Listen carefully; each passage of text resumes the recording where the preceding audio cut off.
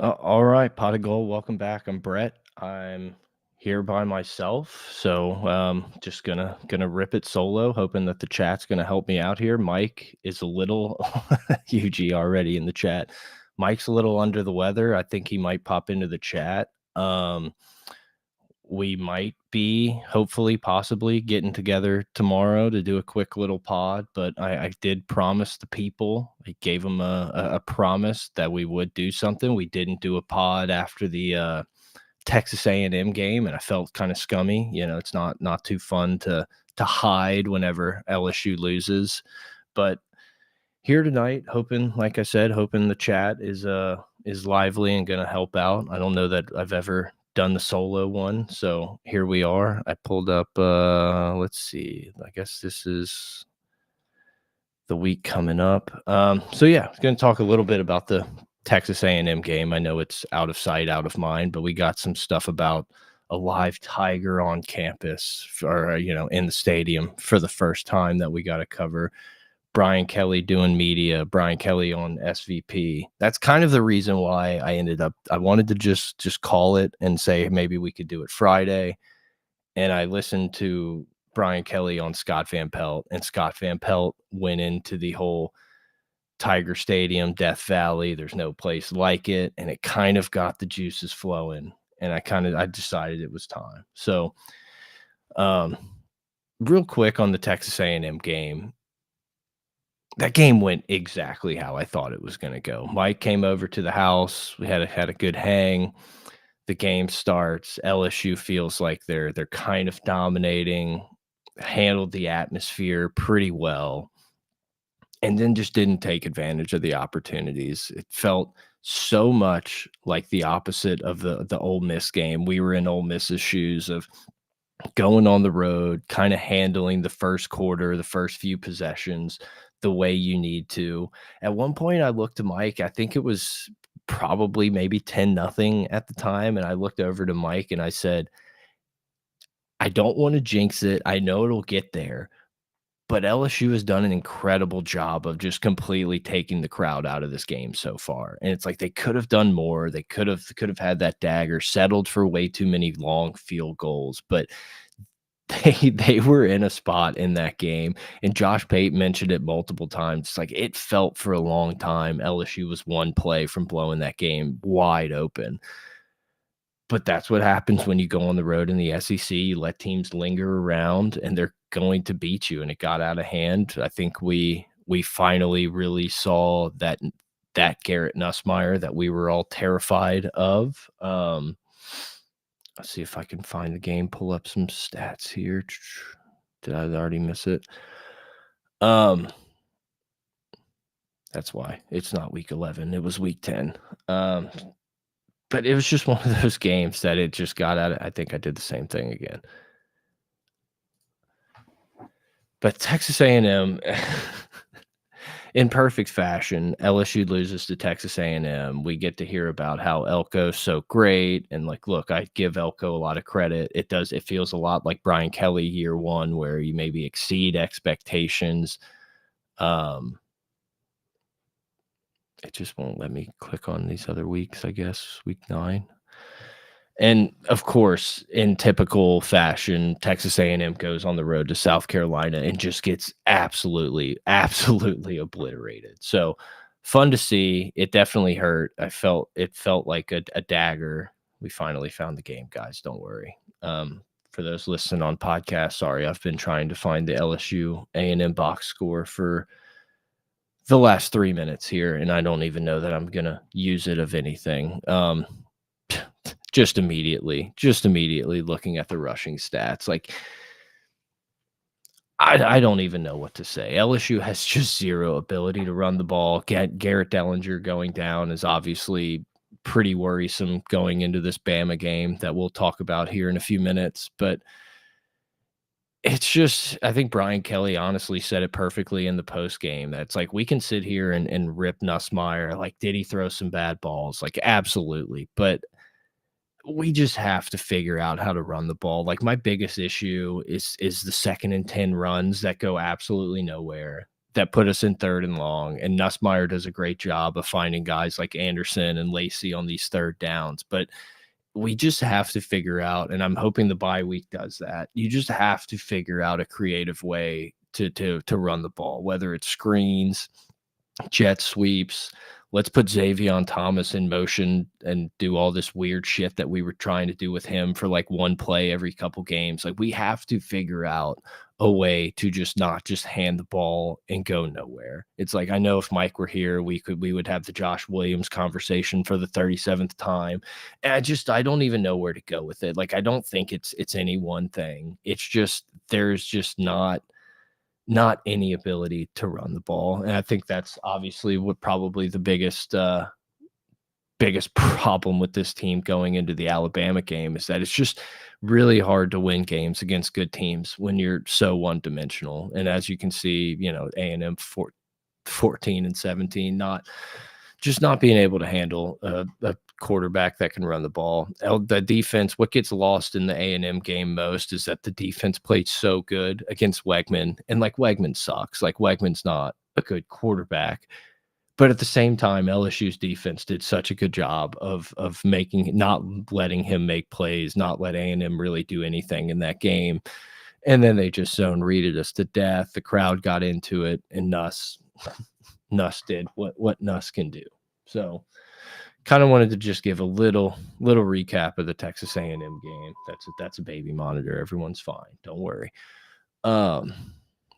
Since we didn't do a pod last week, Mike traveling back and forth, I've been doing some things. So hopefully maybe tomorrow, if Mike's feeling up to it, we'll do something. But couldn't not do a podcast for a Bama game. It's been far too long of us doing the podcast to not do an Alabama one. Hugh, I need you in the chat, man. Like, am I forgetting things? Like, I need your help here. LSU Bama, the first time in a long time, I would say. I can't remember the last time LSU and Bama, more specifically Bama, had 2 losses coming into this game. Honestly, it's like, we can talk about Ohio State, Michigan, and all these big time Texas A&M, Texas OU. Obviously biased, but there's just nothing that spells college football more than an LSU Alabama game. For most of my life, this game has decided mostly who goes to the SEC championship game out of the West.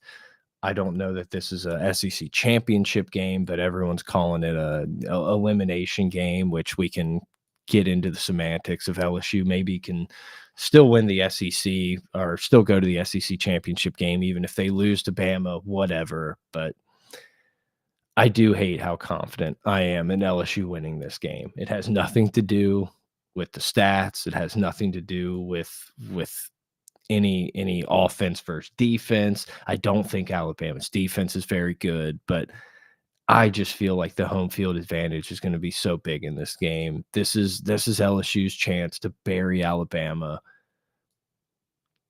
No, all good. All good. Really, we have a chance to bury Kalen DeBoer. It's like, if Alabama loses this game, they are going to riot at Alabama. And it's like, it's going to drive me nuts if we just let them get right back into the playoff mix, playoff picture, where, again, Alabama's in a spot that if Alabama wins this game and wins out, I don't know that they would. I would have to look at some of these tiebreakers and stuff, but it's like Alabama's in a good spot to not go to the SEC championship game and get a home playoff. Whereas I think LSU's only route to the playoff is through the SEC championship game. I agree. I think it's a lot to do with the play calling. It's like, I've been pretty pro Sloan. I think Sloan's a good OC. I don't know that he's an elite OC yet. I think he could get there, but there is no creativity. And we just run the ball on 2nd and 10 so much. But no, I don't think LSU can get to the playoff without going through the SEC championship game, which then puts you in the chance to get a bye. So maybe it's not the worst thing in the world, but I'm just so excited for this game. I think LSU is going to blitz a ton against Milroe. I think probably one of the most underrated talking points this season. Everyone wants to, pat Blake Baker on the back. We're doing different things. This is as good a tackling team in the last 5, 6 weeks that I remember seeing at LSU. It's like we went from not being able to tackle a soul to Major Burns being a really good contributor, Sage Ryan being in the right spots a lot of times. Whit Weeks is up there with the elite LSU linebackers that we've had over the past 20 years. This is a good tackling team, and I think they're going to blitz a lot. I think they're going to hopefully not let Ryan Williams have time to get open. And if that means Milroe maybe picks up some third downs or some things with his legs, so be it. Just don't let him break it off for 50. If he wants to get some first downs, I think you kind of live with it. I think LSU has a good chance if they do this. This is just the most flawed Alabama team, and it's we can talk Nick Saban, Kalen DeBoer, whatever. I don't care. This is the most flawed Alabama team that I've seen in a long time. And obviously, obviously LSU is a flawed football team. I'm not saying 2019 is walking in the door to beat this game down, but it's just such a winnable game for LSU at home. I really, really think they're going to get it done. Uh, they're just Alabama's so one dimensional, and you can say Milroe's legs, but it's like if we can't get the ball to Williams, they just don't have much to offer. And I think that plays into LSU's hands. Like I said, I think we're going to blitz as much or more than we've done all season. I think Blake Baker's been in the lab for the last 2 weeks, drawing up maybe some exotic looks to kind of confuse Milroe, maybe keep him in the pocket or bring pressure where he's supposed to be, where he thinks he can release to. Maybe I'm giving Blake Baker too much credit, but I think LSU's defense is really going to show up in this game. And at the same time, I do think LSU's offense has a chance. This Bama defense is very average, I would say. They're not super athletic anywhere. They're not bullies. Outside of a half against Georgia, I think Alabama's looked like a top 20 team all season. And that's just kind of where I'm at with this game. Yeah, dude, keep them contained, make them drive all the way down the field, making without don't make mistakes, man. Like, Alabama is one of the worst teams in the country in 3rd and long, like, literally one of the bottom teams in all of America. I think they're pretty good at 3rd and short because Milroe has the ability to run the ball, but if you can get them behind the sticks, they're very, very bad in 3rd down. Zy Alexander has a chance for a legacy game. I agree. I really do think, like, if this game plays out in my head, and look, I can't tell you how much the Texas A&M game went exactly. Go back, rewind the tapes 2 weeks. Like, I feel like I really couldn't have predicted it better, and I'm not patting myself on the back here, but I'm saying if I can just will that into this next week, I really see a world where, this game's probably going to be close, but I can see a world where they just don't have the time to get Williams the ball. Do I also see a possibility of Williams having one of those 200-yard games, couple touchdowns? We have to hear how old he is for 4 hours. Absolutely. Absolutely. Yeah, no, I can't. I can't name Bama defensive players because they just don't do anything. Um, Shane Beamer, sorry, baby monitor going off. We're fine. Um, Shane Beamer mentioned it after their game. There's been multiple kind of people talk about how Alabama's defense is really just runs the same things over and over again. And in my head, if you give Garrett Nussmeier, if Garrett Nussmeier and that offense kind of knows what they're getting, they're not going to get disguised. They're not going to, show cover 3 when actually they're whatever. There's just not a ton of that from what I can tell from Bama. Bama just lines up and says, hey, man, you probably know what we're doing, but we have good athletes, so good luck, and we'll outscore you. And I just don't know that that's going to work against Garrett Nussmeier in this offense. It seems like CJ Daniels is going to play. It seems like Chris Hilton is a full go. Brian Kelly said in his press conference that he thinks Hilton will get more opportunities, which maybe for some is a little worrisome after the A&M game where it's just obvious the dude was super rusty and we kind of tried to force the ball a couple times. But I do think Chris Hilton is probably going to have a couple of those game-changing plays in this game, whether it's even a pass interference on a deep ball or maybe connecting on one of these. And I think that really opens up so much of what LSU wants to do underneath, because LSU has no chance of running the ball. It's like if LSU can get 50 rushing yards, let's call it 70 rushing yards in this game, I think they win it pretty easily. Now, maybe if it's on one play or something, that changes things. But I think LSU needs to be able to get the ball to Xavion Thomas underneath, needs to be able to get Kyron Lacey on some of these shorter routes, let Aaron Anderson do what he's been doing all season and getting open and in matchups. And if you have a guy like Chris Hilton taking the top off the defense and the threat of that long ball, I think and hope, and I'm convincing myself that maybe that kind of opens up a lot of those things underneath that maybe is hasn't been there as much this season so far. Um, Live Tiger, is anyone else amped up about the live Tiger rolling through? Because it feels kind of weird. Um, Trying to think, what else do we have? Obviously, we have Georgia Ole Miss this week. Give me Georgia. I don't trust Ole Miss in a big game ever. Um, Florida State, Notre Dame. Look out for that one, boys. Real barn burner. Alabama -2.5.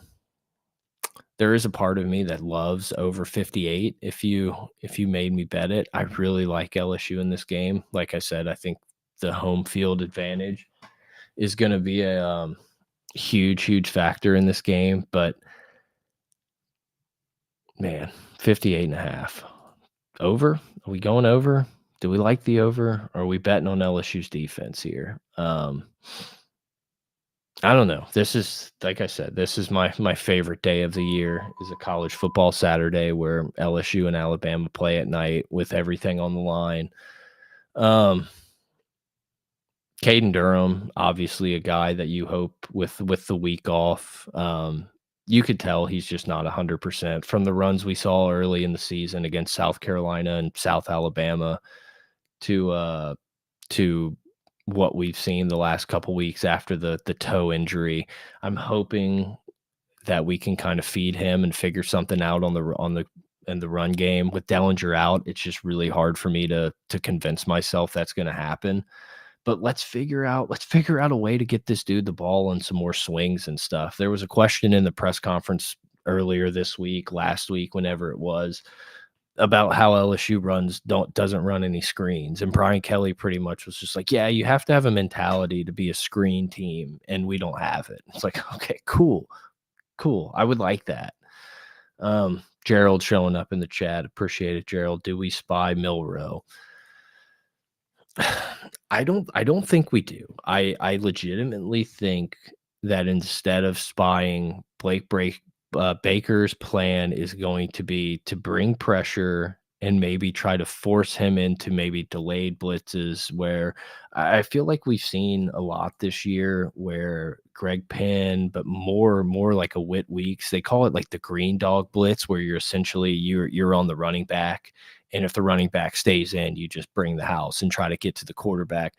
I think we'll see similar things to that than just saying, "Hey, Weeks, don't do anything, just kind of hang around and hope if he takes off, it's your guy." Like, if we still had Harold Perkins, I think that's what you do. I think you say, "Harold Perkins, you're in Milrow's pocket the entire night. Like, just don't take your eyes off of him."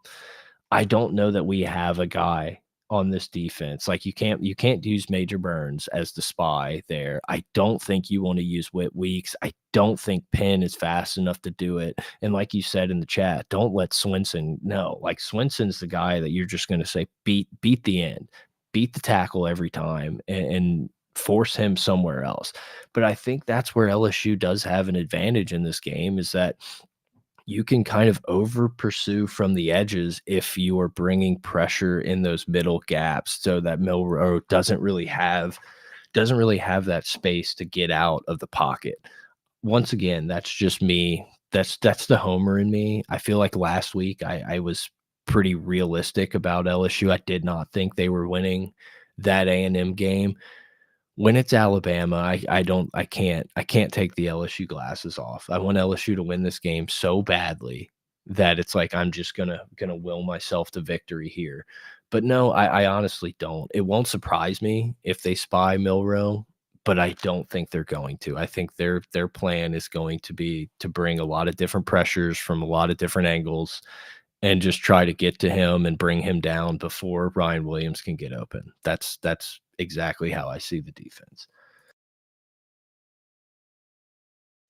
Oh, dude, Sam. So shout out Sam in the chat. I just spent about an hour on their podcast, Paid for Play, that's going to come out on Friday or Saturday morning, I assume. So make sure to go check that out. I'll obviously retweet it and everything. But we talked LSU Bama. We went through some of the games of the weekend, had fun with those guys. So definitely go check them out. Like I said, I'll retweet it and all that stuff on Saturday morning when it comes out. But had a good time hanging out with them. So be sure to check that out. And you'll get more of my craziness. I talked about how I don't believe quarterbacks with arm sleeve tattoos can be NFL pros. So go check that one out. One of my all-time cowherd takes. Saturday, 10 a.m. There you go. 10 a.m. Central for all of our exotic, coastal listeners out there. Um, yeah, I don't know. I really don't believe in this Alabama team. LSU is a super flawed team. I think this is really a coin flip game. I think the line is pretty accurate. I'm kind of surprised that they didn't just put it as a pick and say, we believe Alabama's marginally better, but the home field advantage. I would have thought this game was a pick. I think Alabama still maybe gets a little bit of that Bama bump of there's going to be people that bet on them no matter what. Yeah, that is hard to think, playing South Carolina, playing all these teams. It's like Bama's probably one of the worst rushing defenses we've played. And if we can just do Arkansas, if it's see, I knew Sam, I knew you were on some bullshit with that time. I was like, I thought this thing came out earlier whenever I'm rushing around trying to get out the door for soccer on Saturday mornings. But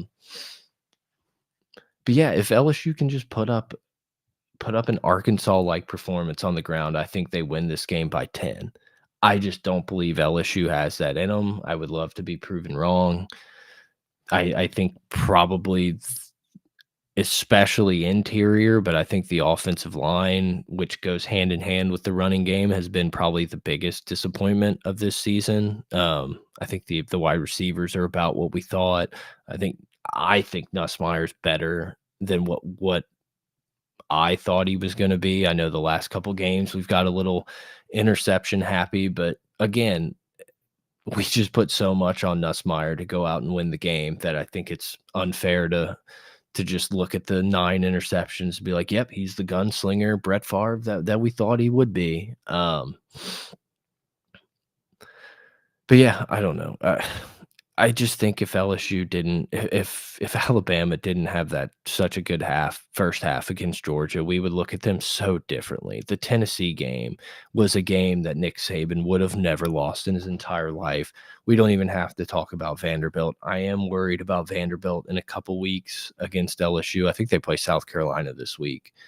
Um, let's go to Hugh in the chat. He's getting after it. Take a sip of the water. What has to happen for LSU to make a run at the title? For me, it's CJ Daniels and Chris Hilton's be healthy and develop at least somewhat of a run game. Yeah, I agree. I really like CJ Daniels. I like that he can play all these different positions, open someone up. He's just not a game breaker. Cortland in the chat, what's up, boys? Good to have you in. Thanks for coming and hanging out and helping your boy out with a solo show. What I think LSU needs to do to make a title run, I mean, the simple answer right now is to win this game, and then you have 4 weeks, 5 weeks, whatever it may be, to figure out a run game. I think this week is a do anything necessary. I do believe that Chris Hilton is a massive, massive difference maker for this offense, for the simple fact of when you can't run the ball, it's a lot harder to throw underneath also when there's no deep threat. I think if safeties have to even just think about getting beat over the top, that really helps a guy like Aaron Anderson and even Xavier Thomas to be able to get the ball in space. We talked about offensive creativity earlier. We have to figure out a way to turn some of these passes. You know, a couple weeks ago, Brian Kelly talked about it was a topic of completion percentage for Garrett Nussmeier. And he's like, our offense is more downfield, progression based. We don't have a lot of this underneath stuff. It's like, at first, I'm sitting there like, cool, yeah, man, like pro style offense. This is what we do. But if you can't run the ball, you have to be able to throw some screens and swings and be able to manufacture run plays that are not technically run plays.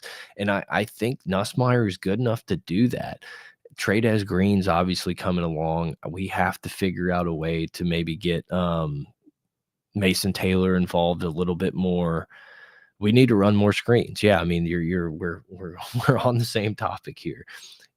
But I think Chris Hilton helps that out a lot. If you have a guy who is a legitimate deep threat, if we're going to get the guy that was at A&M for the next 5 weeks, then he's not an X factor. I just don't think that's who he is. I think it's a dude who had a ton of adrenaline pumping, probably didn't have his legs under him. It's been a long time since he's had actual like game type reps. You can run in an empty practice field all you want, but it's a little different out there when there's 110,000 people screaming and you have a deep ball that's in the lights and you think, well, shit, let me just jump now. Like I think Chris Hilton is going to be that guy. I don't know if it's this week. Do we have to wait until Oklahoma, till Vanderbilt, till we can kind of see this? I don't know.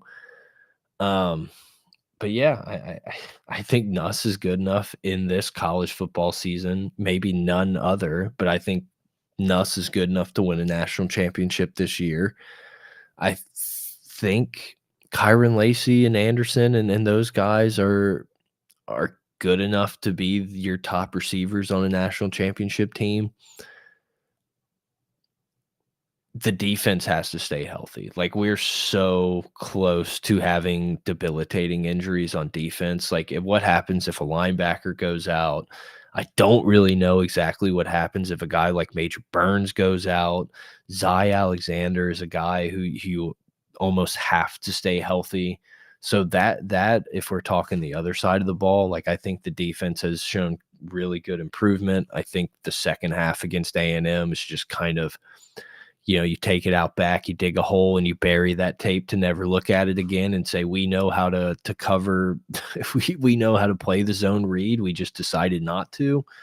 But it does worry me, the depth or the health on the team. I don't think Swinson is a guy like you have to have Swinson this whole year. He's a game wrecker.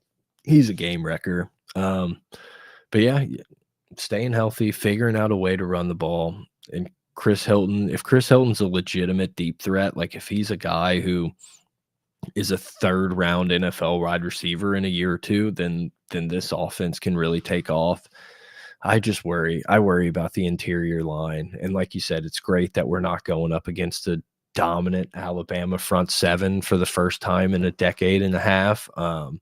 But they still got good players. They may not be first round draft picks. They may not be, these NFL stars or college stars that we've seen at Bama, but they're still a talented team. It's not like we're all of a sudden playing a South Carolina, which obviously is a good front now, but it's just not the Bama of old. And I I've been saying for far too long, for 8 weeks now, that I see Les Miles and Kalen DeBoer, and it's like it's these type of moments where I talk about that. It's like when you have that massive lead against Georgia, and then you have no clue how to fucking hang on for dear life. I hope and I think, and Tennessee's a great environment. Obviously, that was a electric game, but it's like I just don't know that he has any idea what he's walking into. And maybe they do what they did against Georgia and they jump out early and LSU has to chase, which honestly, it's like LSU's going to be playing a chase offense no matter what since they can't run the ball. But I really think LSU's going to win this game. I want to go to this game so bad. If anybody has tickets and wants your boy to just sit right next to him, let me know. Um, all right, been doing it 30 minutes. So if there's anything in the chat, fill it in. Let's talk. If not, your boy's going to go to bed. While we do that, let's just pull up. I don't know. I really think, Michigan, Indiana is another big game on the schedule. I took Michigan in my picks just to kind of give Sam a little, make sure he knew I was on the other side of him as he's going to that game. I still don't know what to think about Indiana. This is probably a game. Georgia Ole Miss is going to be the 2:30 game you lock in on. I would like to watch Indiana a little more. I've kind of put them in the bucket of like, yeah, they're Indiana. They're going to lose. Like, I don't have to really like pay attention. But as we're sitting here, got to score in the red zone, of course. As we're sitting here 9-0, it's like you kind of have to start taking Indiana seriously. And Michigan's not really a serious team, but Michigan's the type of team that they have a good enough defense that maybe they can get some stops and be one of those turnover type games. I do want to watch some Indiana this weekend. I mean, I don't know. This weekend is really just a Ole Miss, Georgia, and LSU, Bama. I don't trust Lane at all. Most of you guys know I'm as big a Lane homer as there is. I think Lane's a bitch. I think he annoys the hell out of me. But like if we're talking football, he wins a lot of the games he's supposed to. He just doesn't win these big games. Like, if you go through Lane's career, I feel like the biggest game he's won was LSU, Jaden Daniels, and LSU still scored almost 50 points in that game. It's like that's like a half a win in the record books of you played the worst defense in the history of the program, and you still almost found a way to lose that game. Georgia's a flawed team. I'm as out on Carson Beck as possible, and I fully know that me sitting here every chance I can saying Carson Beck sucks is probably going to bite me in the ass whenever LSU plays Georgia in the SEC championship game in Atlanta. Like, I'm fully prepared for that. But Carson Beck makes some really, really bad decisions. It's like it's an interesting. Yeah, dude, James Franklin. What a fraud. Like, that game, you can't score 6 points on offense. Like, you just can't in that game. That game went exactly as I would have anticipated. Penn State just doesn't win those games. It would drive me absolutely insane. And it was just I don't know. I feel like I've seen it so many times that I'm just so used to it that it's just hard for me to gather up a bunch of feelings about James Franklin and Penn State when it's like all it did was just confirm exactly what I thought. I think Ole Miss has a chance, but I would never bet it. Like, I think I said it on the Paid for Play pod. I think this is one of the more disrespectful lines to Georgia that I've seen in a long time. Like, man, that's a tough line. Dude, Georgia -2.5. I get it's at Ole Miss. Ole Miss isn't a great environment. They play in like a Texas high school stadium, but 2.5 feels disrespectful to me. This feels like a game, and it's almost like it did, against Texas. But this is a Kirby game where somehow Kirby can go in that locker room and say, no one's believed in us. Everyone's picked against us when probably no one has. But this just feels like a game where Kirby does what Kirby does. And we can laugh at all the memes and everything of the tweets that say, well, if you take out Alabama, Georgia's won 49 in a row or whatever it is. And it's like, yeah, it's fun to laugh at and be like, well, what about when they play Bama? But that also just shows that Georgia wins these games. Like until Lane can prove to me, like, go take this game, I think Georgia's going to win this game. Um, I don't know. There's no other games on here I really care to talk about. BYU Utah is nice. I would like to get eyes on BYU for one of the first times this year, and it's going to be one of those late kicks. So after the LSU Bama game, you can flip it over to ESPN and catch the second half of that one. I'm trying to think of a score prediction. Score prediction, I think LSU wins 30-21. I think LSU is in a super close game for a lot of this game and maybe kind of puts a dagger touchdown with 3 or 4 minutes left in the game, and Alabama can't drive down the field to get the score. I think this is a 9-10 point win. I can't believe I'm saying that. That drives me nuts. But that's just how I feel. I think LSU's defense is gonna do a good enough job with Milroe and containing Ryan Williams. Really, you just have to get to Milroe before the Williams can get open and dagger you. I think I think Indiana's legit, but they haven't had a tough schedule. I'm just gonna be honest. Like I said, Indiana has just kind of been out of sight, out of mind to me. There's teams every football season that go 6-0, go 8-0, and you're like, "Oh, this basketball school's really kinda turned it around," and then they'll lose a couple.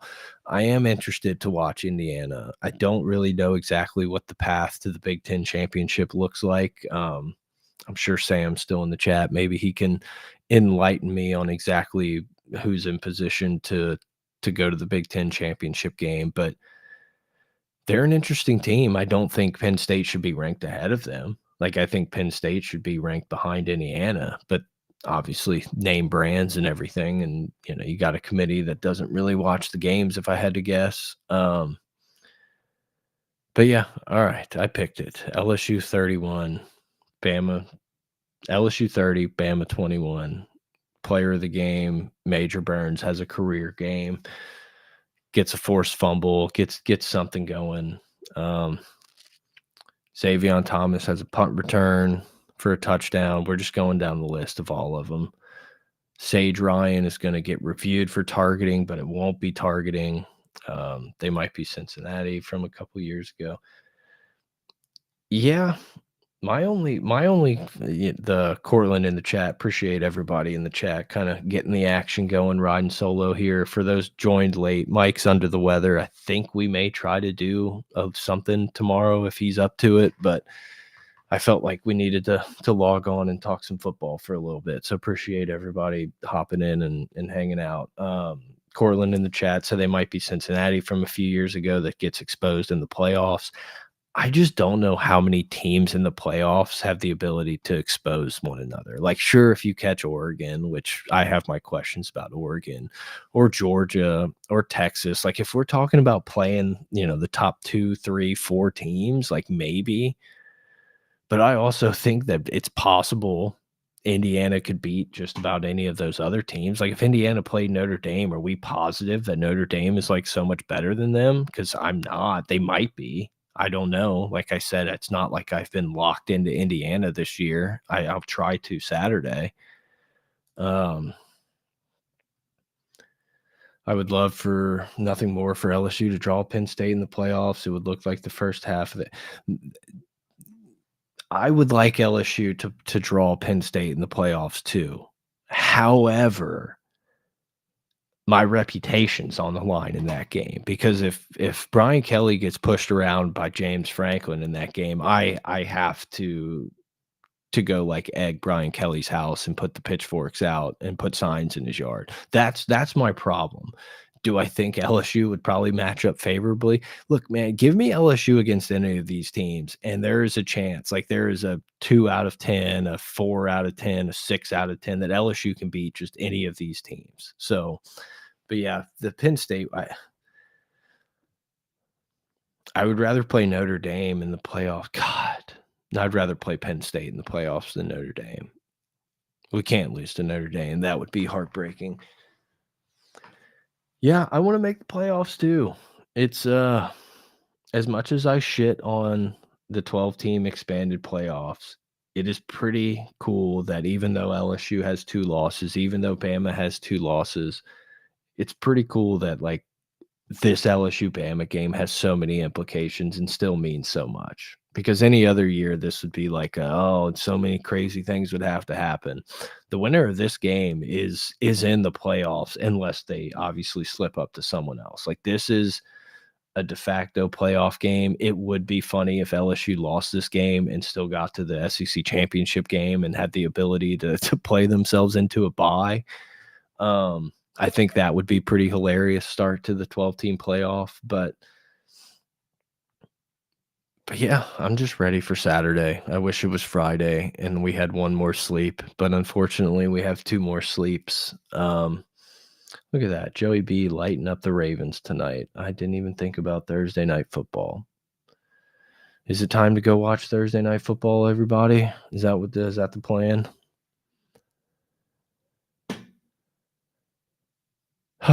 Oh, before we get out of here, I'm so glad this popped up. How about the tweet from the athletic director giving old Billy Napier the vote of confidence? Like how happy was Jordy to see that this afternoon? It's just never gone right in the history of football. A GM, an owner, an athletic director gives the vote of confidence. It's like 3 weeks maximum. Florida gets to play Texas and LSU in back-to-back weeks. I still don't think Billy Napier survives, but look at that, 28-24, go Tigers. Yeah, I really like LSU to win this game. It may be just home field magic. It may just be the ghost of Nick Saban, um, the demons of Nick Saban finally being released, and obviously great, he gets to be at game day. I am curious to see the kiss of death, 100%. I am interested to see how the game day crowd reacts to Saban. I kinda hope he gets some cheers and some respect. If they boo, I don't care. Like, I still hate like, deep down, I still hate Nick Saban a lot, but a lot of my, like, hatred towards him is, like, completely gone out the window now that he's not the enemy. Um, so it'll be interesting. Paul Skeens, Livy Dunn on game day. Somebody at my work asked me if there had ever been, like, a current student be the guest picker on game day, which I feel like there's just no chance that's ever happened before, so making history. Shout out Kirk Herbstreit's dog. Sad story. Can't end on the dead dog now though. We got to do something else. Not gonna jinx it. I'm getting so lost with my mouse here in the screen share. It's driving me nuts. Not gonna jinx it and post the record, but BK has a go. Oh yeah, October is for pretender. Wait, yeah, November's for the contenders. There's no doubt about that. Um, it's gonna be an atmosphere. Like I cannot wait.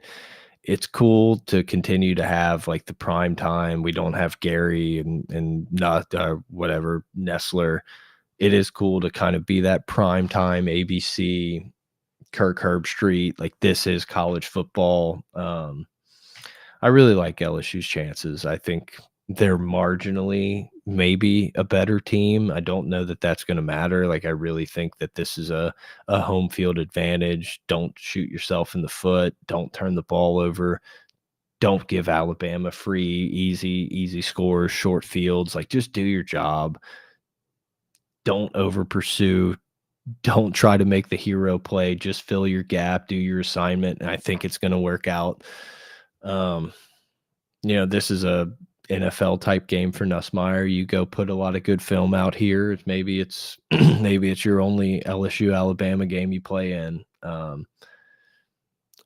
I look, I don't pay much attention to the Saints. Dennis Allen was obviously garbage. If you just asked me to blindly pick, I would pick the offensive coordinator from the Lions, Ben Johnson. Dude seems like one of those offensive gurus that knows what he's doing, the next, like, head coach type guy. I think you either do that or you get Vrabel. I think those are your 2 options. Vrabel's a guy who obviously has a lot of NFL experience and all that. Like, I wouldn't hate doing that. I just think you should go try to get that, like, whiz kid offensive coordinator. Joe Brady worries me, man. Like, I love Joe Brady. Obviously, I think Joe Brady was a massive part of that offense, and obviously he's been an NFL OC for a year and a half now, but it's just like I don't know that that's like a head coach type of guy, and he'll get his opportunity, and if he goes to the right place, like, he can be. That just kinda I don't know, man. That's a weird thing of someone who really hasn't, like, coached a ton.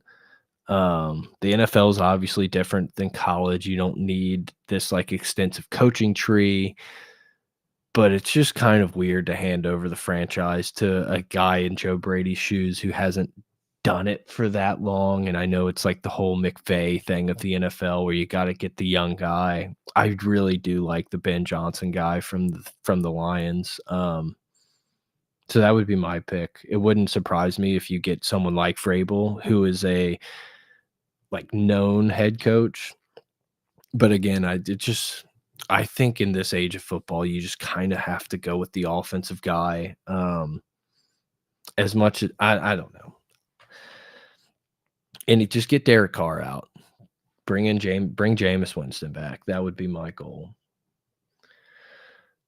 All right, boys. I appreciate everybody hanging out. I think we're gonna go try to catch the end of some Thursday night football. Hopefully, possibly tomorrow, Friday.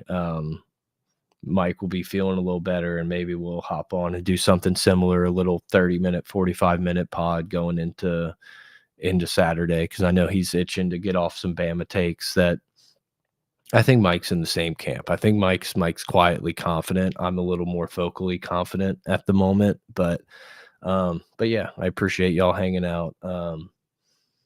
Hopefully we can do something tomorrow, and if that's the case,